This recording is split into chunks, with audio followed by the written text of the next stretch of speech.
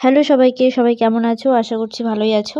আজকে রান্না করছি রাতে চিকেন কষা, সেটাই তোমাদের সাথে আজকে চলো শেয়ার করব। মাঝে মধ্যে চিকেনটা খাওয়া হয়, সেই জন্য চিকেনটা শেয়ার করা হয়। তো চলো এবার রেসিপিটা দেখতে থাকো। তো প্রথমে দেখো আলু, পেঁয়াজ, টমেটো, রসুন, আদা সব কিছু দরকার আমার, সেই জন্য আমি সেগুলো নিয়ে নিয়েছি। নিয়ে তারপরে আমি ভালো করে ওগুলোকে ছিলে নিলাম। ছিলে নেওয়ার পর ভালো করে ধুয়ে নিলাম। ধুয়ে তারপরে আমি কাটবো। যেহেতু রসুনটা একটু ছুলতে সময় লাগে, ততক্ষণ আমি এদিকে আলু, পেঁয়াজ এসব কাটবো। কাটার পর আলুটা যতক্ষণ ভাজবো, আলু, পেঁয়াজ যতক্ষণে ভাজা হবে ততক্ষণে আমি ওইদিকে রসুনটাও ছুলে নেবো, সেই জন্য রসুনটা এখানে নাই। আর দেখো আলুটা প্রথমে দেখতেই পাচ্ছ একটু কাটতে অসুবিধা হচ্ছিলো, মানে বুঝতে পারছিলাম না, অনেকটাই বড় ছিল, তো কয় পিস করব, 4 পিস করব না 2 পিস করব। তো যাই হোক, ফাইনালি আমি করতে পারলাম।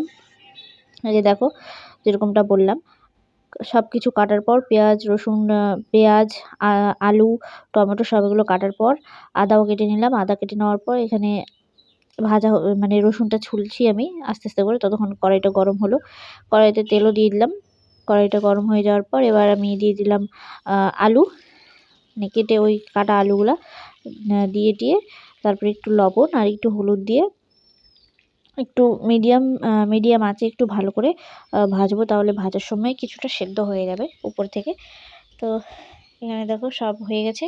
আর এখানে আমার বর চিকেন ধুয়ে রেডি করে দিয়েছে, ওই ধুয়ে দিল আজকে।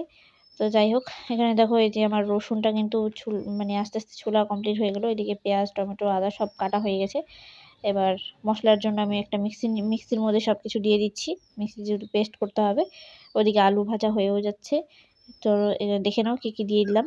আদা ওই রোজকার মতো আদা, লঙ্কা, জিরা, রসুন, যা যা লাগে আর কি মশলার মধ্যে। তো দেওয়ার পর আলুগুলো আমি এক এক করে তুলে নিলাম। তুলে নেওয়ার পর এখানে আমি তেল দিয়ে দিলাম, আর একটু তেল দেওয়ার পর আমি পেঁয়াজ কুচিটা দিয়ে দিচ্ছি। পেঁয়াজ কুচিটা দেওয়ার আগে আমাকে মানে একটু ফোড়ন দিতে হতো, তেজপাতা, একটু গরম মশলা, তো আমি ভুলে গেছিলাম।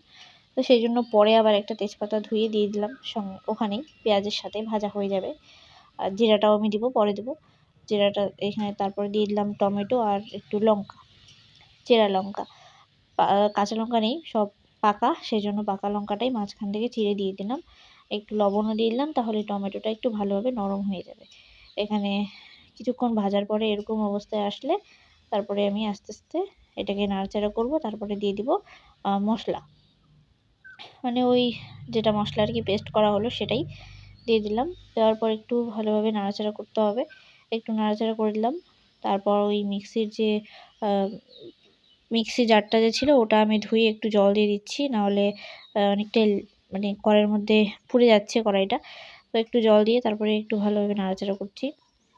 একটু নাড়াচাড়া করার পর দিয়ে দিলাম আমি হলুদ, তারপর লবণ হলুদ হালকা করে দিলাম। দেওয়ার পর আর একটু মানে এটাকে অনেকক্ষণ কষালাম।